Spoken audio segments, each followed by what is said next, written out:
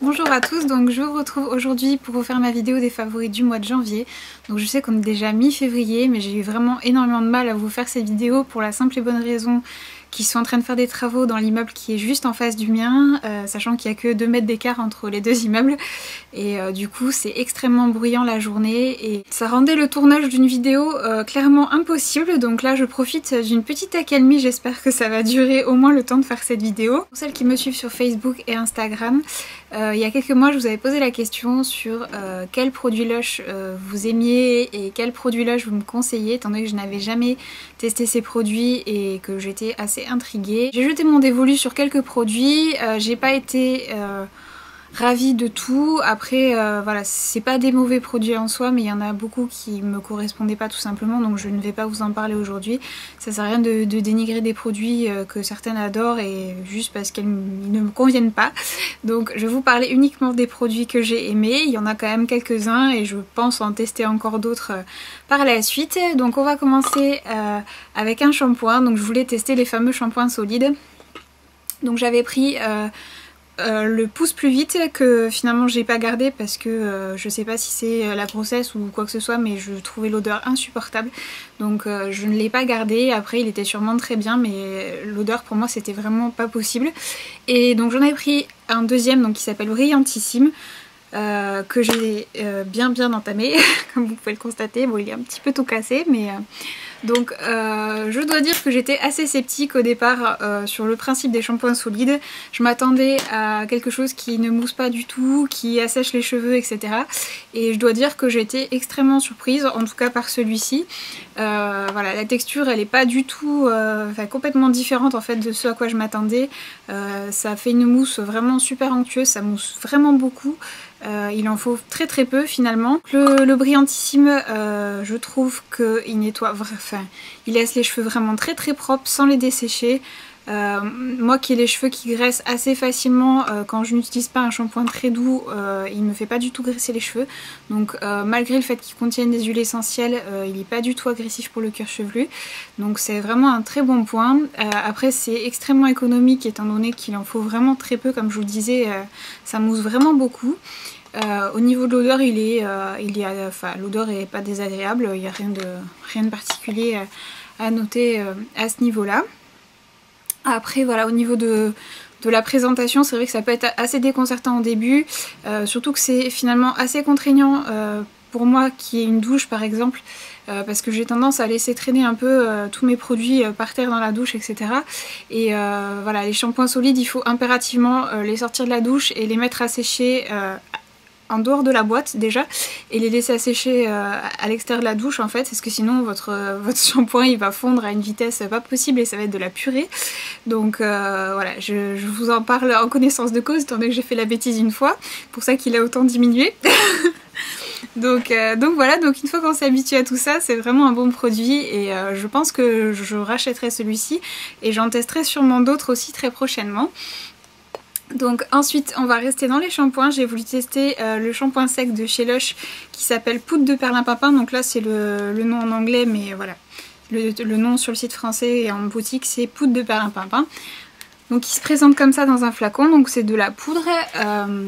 Alors quoi en dire, je trouve qu'il sent super bon, il sent les agrumes, il est vraiment très bien en fait, j'ai rien à redire à ce sujet là. Il laisse pas de résidus blancs sur les cheveux, il est très efficace, que ce soit si vous voulez un peu rafraîchir vos cheveux entre deux shampoings ou alors donner un petit peu de volume. Voilà, si vous avez les cheveux un petit peu plats, etc. Il est vraiment très bien pour ça. Et il en faut vraiment pas beaucoup, donc du coup je pense qu'avec un flacon comme ça, mais il y en a mais pour une éternité. Et en plus voilà, comme je vous disais, l'odeur elle est vraiment super agréable, ça sent le citron, c'est vraiment une merveille ce shampoing sec. Donc ensuite je vais vous parler d'un produit, par contre je pense qu'il est plus disponible, c'était je pense une édition limitée pour Noël. Après il existe dans une autre senteur, enfin un autre parfum. Donc c'est le gommage pour les lèvres Popcorn. Donc c'était, voilà, je crois que c'était une édition limitée pour Noël. Donc on a l'impression que je l'ai très peu utilisé, mais finalement, et comme il en faut pas beaucoup, je l'ai quand même utilisé pas mal. Ça sent trop bon. Ça sent le popcorn quoi, c'est le caramel, c'est une tuerie. Après il est très efficace. Apparemment il est comestible, j'ai pas essayé de le manger, je vous avouerai. Manger un produit cosmétique ça m'inspire pas plus que ça. Mais voilà, donc après voilà, il fait très bien son job de gommage pour les lèvres, etc. Donc il existe en parfum je crois Bubblegum dans la collection permanente. Après ils en ressortent régulièrement des éditions limitées. Donc voilà, je sais pas si vous pouvez encore mettre la main sur celui-ci, mais c'est une tuerie. L'odeur elle est juste incroyable. Donc ensuite, dernier produit de chez Lush, c'est le masque La Grande Menteuse. Donc là c'est pareil, le titre est en anglais, mais voilà, le nom français c'est La Grande Menteuse. Donc c'est un masque pour les peaux plus à imperfection, un masque purifiant un peu. Donc moi je m'en sers toutes les deux semaines à peu près parce que j'ai pas vraiment une peau à problème, c'est juste pour voilà, pour l'effet un peu désincrustant occasionnel. Je trouve que c'est quand même bien d'utiliser ce genre de produit. Donc après je vous montre comment il se présente.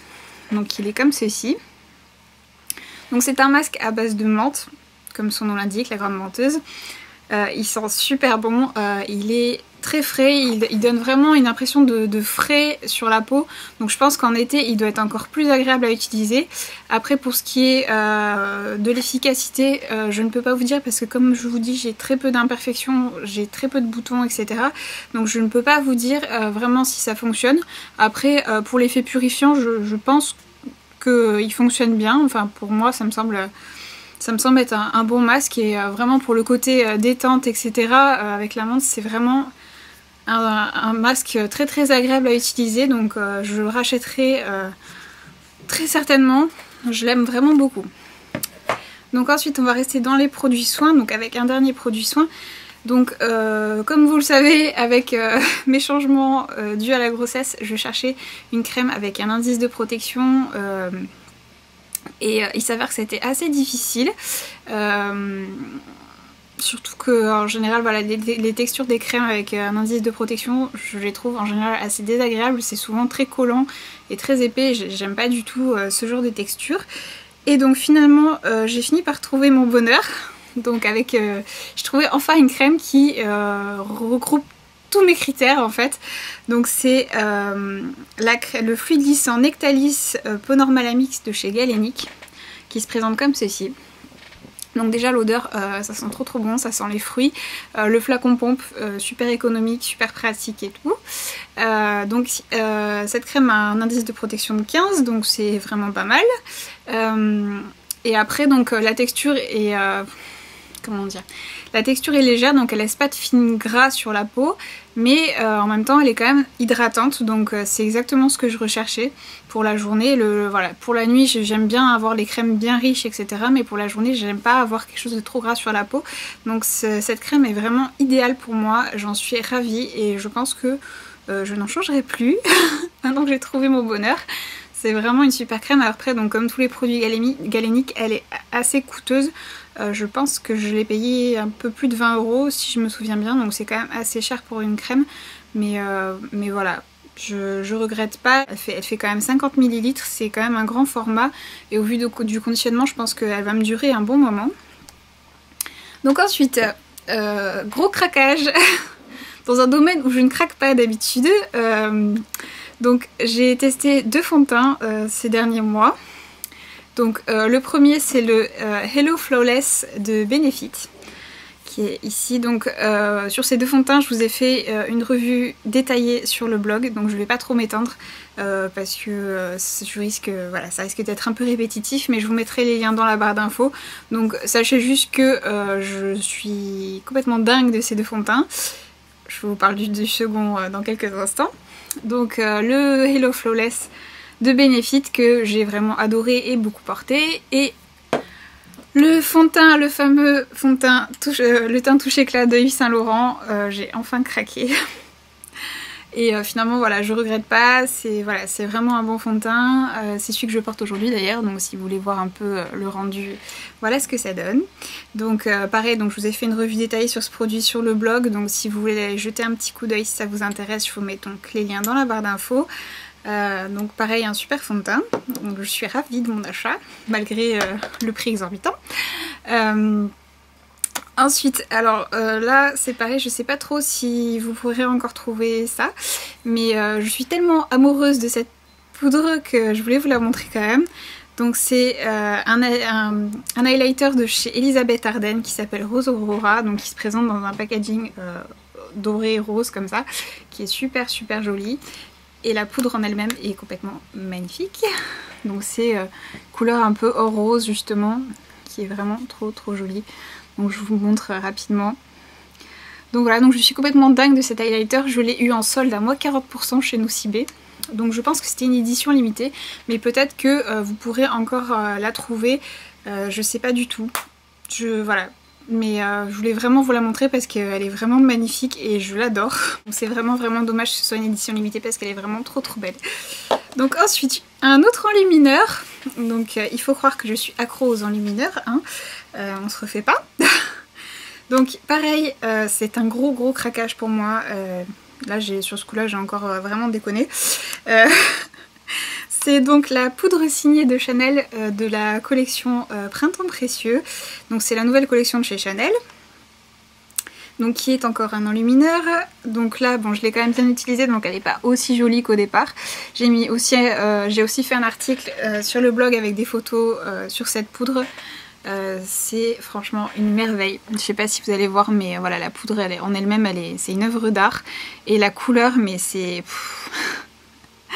C'est un beige rosé avec des reflets roses et dorés. C'est trop trop joli. C'est celui que je porte aujourd'hui d'ailleurs. Je sais pas si vous allez voir grand chose, mais je vais vous faire quand même un swatch en plus. Voilà, mais de toute façon je vous ai mis des photos sur le blog, mais elle est magnifique cette poudre. Bon, bien évidemment c'est un produit Chanel, donc elle coûte un bras. Mais elle est vraiment...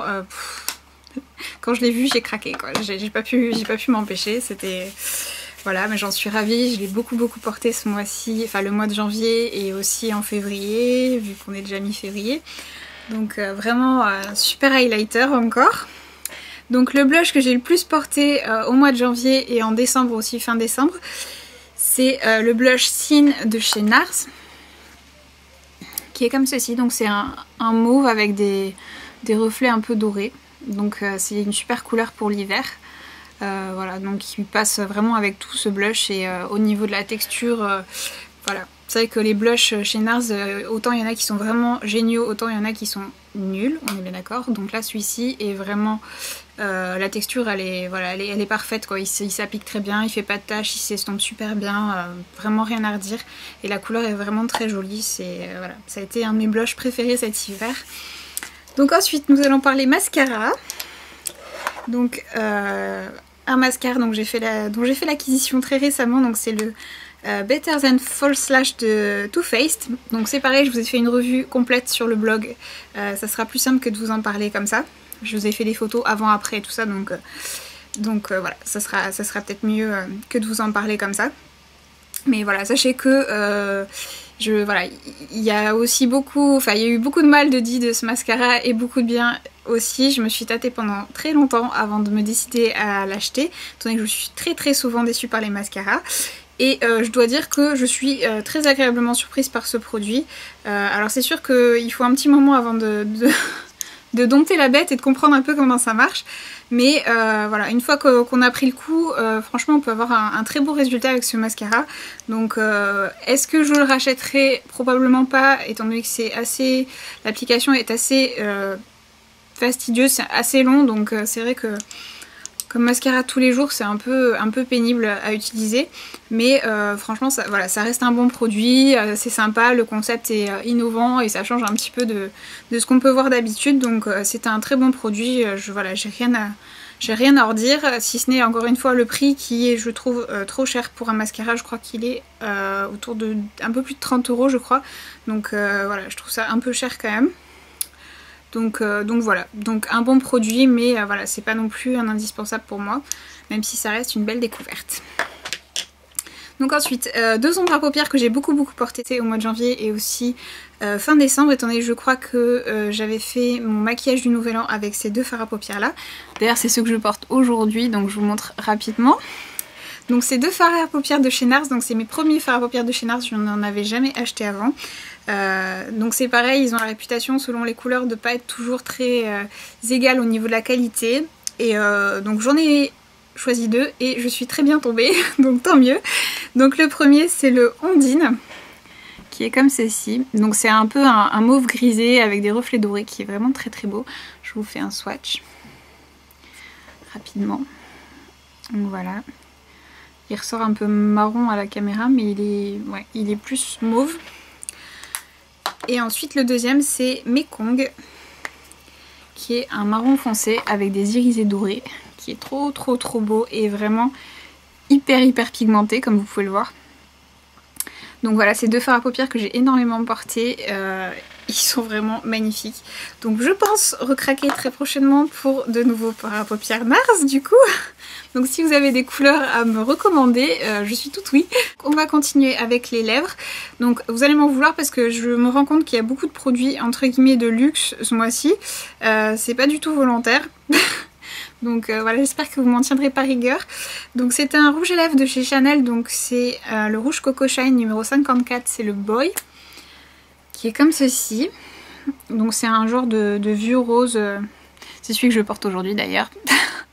Voilà, donc il est vraiment super beau pour tous les jours, j'en suis vraiment contente, je l'ai énormément porté tout le mois de janvier et je continue à le porter encore ce mois-ci. J'ai envie de couleurs un peu plus printanières, mais vu le temps affreux qu'il fait, c'est juste pas possible, malheureusement. Donc j'espère que le soleil va vite revenir, que je puisse ressortir mes couleurs d'été et mes couleurs du printemps. Ensuite, un deuxième produit pour les lèvres. Donc c'est un produit de chez MAC, donc c'était de la collection après chic, donc c'est les baumes à lèvres Mineralize. Donc là, celui-ci, c'est le Stay Warm, donc qui est comme ceci. Donc c'est un genre de rose pâle avec des irisés dorés, qui est super beau. Et il sent exactement comme les rouges à lèvres de chez MAC. C'est le premier truc voilà, qui fait que j'ai adoré ce baume à lèvres. Après voilà, ça ressemble un peu à un gloss, mais c'est pas aussi collant qu'un gloss en fait. C'est voilà, ça a vraiment une fois appliqué sur les lèvres, ça a vraiment la texture d'un baume à lèvres. Donc je vous montre un peu la couleur. Donc après c'est très transparent, donc c'est pas très coloré, mais voilà, ça sent trop bon. D'un point de vue hydratant, je trouve que ça hydrate bien les lèvres. C'est pas vraiment le meilleur baume à lèvres du monde si vous avez les lèvres très gercées, mais voilà, pour le quotidien, c'est vraiment un bon produit et je l'ai beaucoup utilisé. Et j'en ai même racheté un deuxième pour faire du stock, étant donné que c'était une édition limitée. Ensuite, je vais vous reparler d'un produit dont je vous ai déjà parlé l'année dernière. Je vous avais même fait une vidéo comparative pour vous montrer des alternatives dans d'autres marques, étant donné que c'est une édition limitée encore, mais qui vient de ressortir au début du mois de février, donc c'est pour ça que je me permets de vous le montrer. Si vous pouvez encore mettre la main dessus, étant donné que ils se sont vendus comme des petits pains, bien évidemment.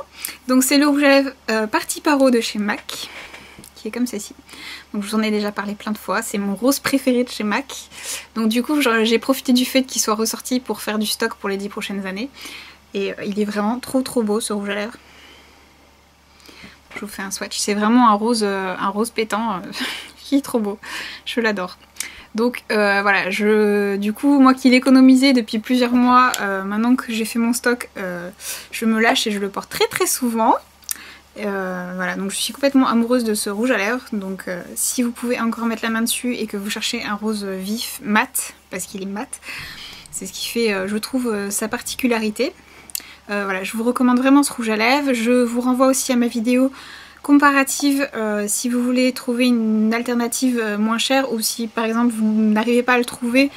Voilà, sachez qu'il existe des couleurs qui ressemblent beaucoup, donc je vous mettrai cette vidéo dans la barre d'infos. On va finir avec les produits maquillage, donc avec un gros flop.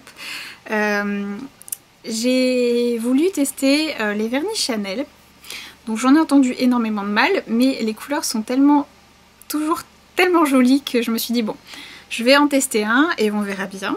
Donc j'ai fini par jeter mon dévolu sur une couleur en édition limitée de cet hiver qui était la couleur Malice, qui est comme ceci. Donc c'est un rouge, un bordeaux avec des reflets rouges qui est très joli, hein, comme vous pouvez le constater.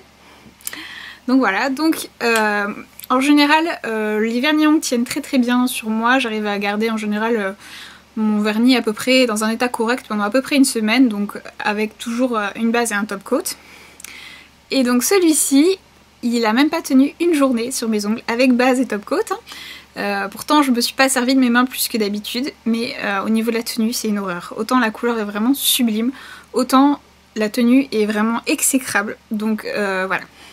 C'est ce que j'en ai toujours entendu, donc voilà, il faut croire que leur réputation est fondée, donc je sais pas si je recraquerai pour un vernis Chanel, parce qu'au vu du prix, je m'attendais quand même à mieux.